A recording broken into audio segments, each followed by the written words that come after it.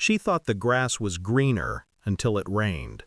The message came at 2:17 a.m., just one line. "He's asleep, I'll come soon." No name, no context. But my wife's number glowed at the top of the screen. For a moment I told myself it was meant for me. Then I realized I was lying beside her. She turned slightly in her sleep. Her hand brushed my arm. Instinctively, I withdrew. That was the first crack. Small, silent, but it spread quickly through the walls of my chest. By morning, I'd erased the message. Not from the phone, from her memory. I smiled the same, kissed her cheek, watched her eyes flinch for half a second before she hid it behind a laugh. Denial is a kind of anesthesia. It numbs, but it doesn't heal. I told myself, you're imagining things. But imagination doesn't smell like unfamiliar cologne. It doesn't leave scratches on her shoulder blade that don't belong to you. She grew quieter. I mirrored it. Sometimes silence is the sharpest mirror. It began as a question I refused to say aloud. Who is he? I didn't ask. I observed. Her phone face down more often. Showers longer. A name, Daniel, that appeared twice on our bill and vanished afterward. She thought I didn't notice, but I notice everything. Always have. At work, I stared at spreadsheets that blurred into static. Numbers meant nothing when you're counting lies instead. I watched her through the lens of habit, her tone, her footsteps, her pauses. Every silence became a sentence, every movement a confession. 3 weeks later, I knew. He wasn't a stranger. He was someone familiar, someone older. A name slipped during a half-drunk dinner with her sister. Your father-in-law's always been so fond of her. The table froze for half a second. She recovered first, but her eyes looked down, not at her plate, at the truth. That night, I lay awake beside her, listening to her breathe. My father's voice echoed from memory, telling me once, "Trust is everything, son, but only fools give it away." I finally understood what he meant. I began to move carefully. Every step deliberate, every smile measured.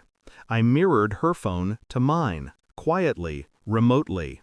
Every deleted word resurrected in my inbox. He believes you. Soon, we'll have it all. We.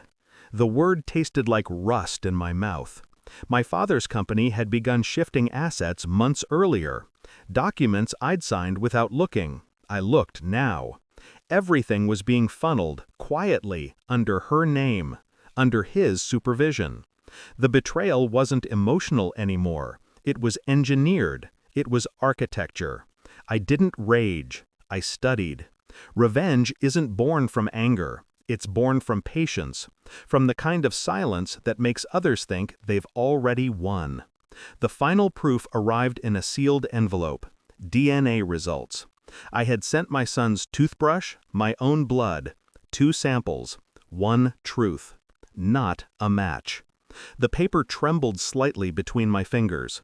Not from shock, from finality. The kind that breaks you cleanly in half. That night, I poured 2 glasses of wine, set them on the table, waited. She came in, smiling faintly, pretending the world hadn't already collapsed around her. I handed her the folder. "What's this?" she asked. "Read it." Her hands hesitated before opening it. Pages shifted. Her breathing stuttered. She didn't look up when the tears came. Tears are useless currency here. I watched her face fall apart in slow motion. It was almost beautiful, the symmetry of guilt unraveling. Then a sound behind her. My father entered, right on cue. He froze when he saw what she was holding. "I told you," she whispered, voice shaking. He knows." His eyes met mine, cold, calculated. We were mirrors again, just cracked differently. "You've been busy," he said quietly. "I learned from you." He looked at her, then back at me. "I did what I had to do." I nodded slowly.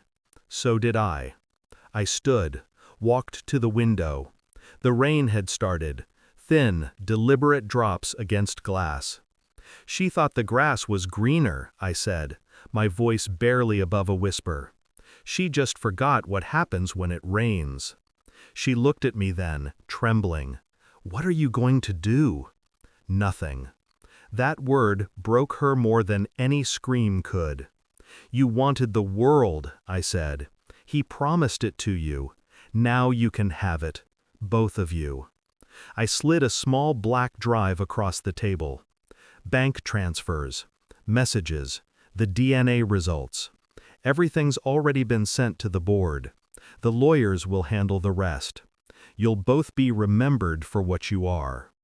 Her face collapsed in disbelief. He stepped forward, his control fracturing. You'll destroy us. No, I said. You did that yourselves. I'm just letting the rain wash it clean. I walked past them. Her sobs followed me. His silence did too. The front door closed behind me like a final breath. Outside, the rain was heavier. It hit my skin, cold, precise. I didn't look back. The house that once felt alive was just architecture now, an empty stage where love had rehearsed its own execution. I drove without aim, no destination, only distance. Every mile stripped something away: grief, rage, illusion. When dawn came, I stopped near the cliffs, watched the sea dissolve the horizon. In the reflection of the windshield, I saw what was left of me. Something colder, something quiet. Revenge wasn't satisfaction. It was clarity. They would spend the rest of their lives watching the walls close in, knowing I didn't shout, didn't fight, didn't beg. I simply walked away. And that silence, that absence, would be the loudest thing they'd ever hear. I lit a cigarette, watched the smoke rise, felt nothing. She thought the grass was greener. He promised her the world. Now they can have it, together. I turned the key, drove into the morning fog. Some wounds bleed, others freeze. Mine froze, and stayed that way.